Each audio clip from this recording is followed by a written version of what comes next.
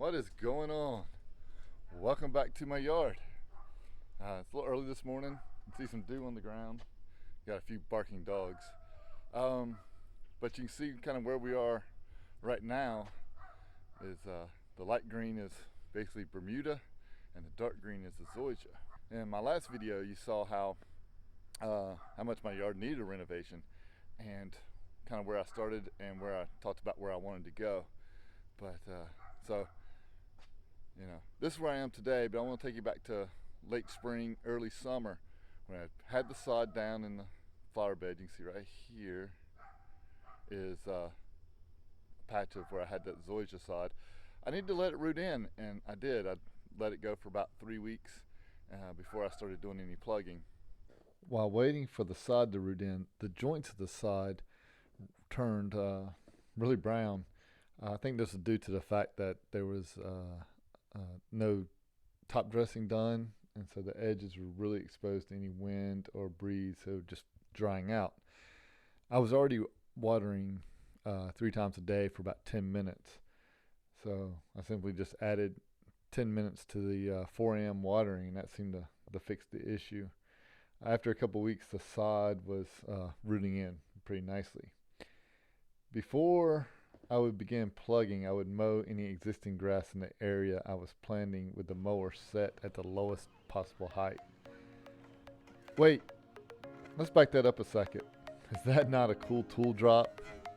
But to be honest, at the time, I didn't even notice that happen until I watched the video back a couple weeks later.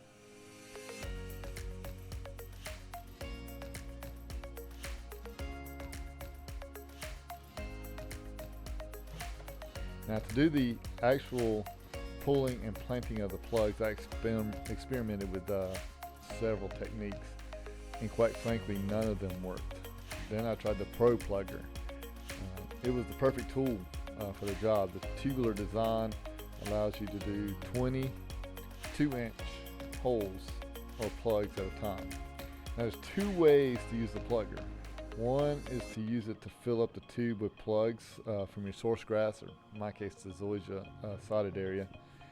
You can go to the area, after you fill it up, you go to the area where you're planting, and each time you step on the plugger to make a hole, it kicks the plug at the top, and then you plant it in. It's kind of a one off, one on kind of deal. The other way, and the one that I found most efficient, is to begin in the area where the plugs would be planted, and just go ahead and start creating a bunch of holes. I did 40 to 60 at a time, and you just dump the cores into a wheelbarrow each time the tube was full. Then go into my sodded area and fill up the tube with plugs, and carrying the plugger with the plugs full up into the tube, into where the area where I was working, dump them all out on the ground, put them in the holes, and then repeat until all those holes were filled. Then I do another section of 40 to 60 holes.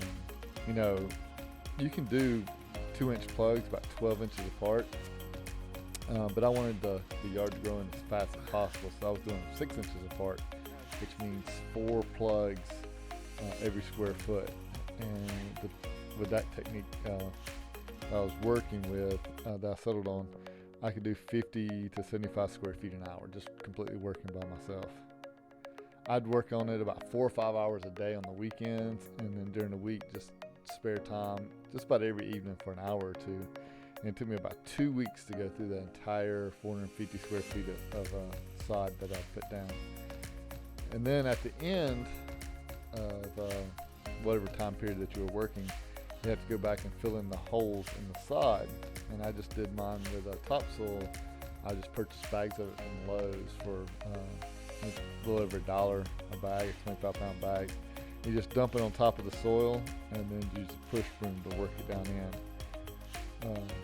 And once the plugs have been removed and the topsoil brushed in, it kind of looks like this.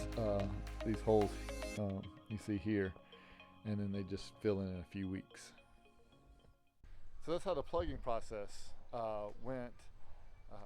The original sod, the one pallet, was about 450 square feet of sod, and it took me about 2 weeks to put down plugs, working pretty much every spare moment I had.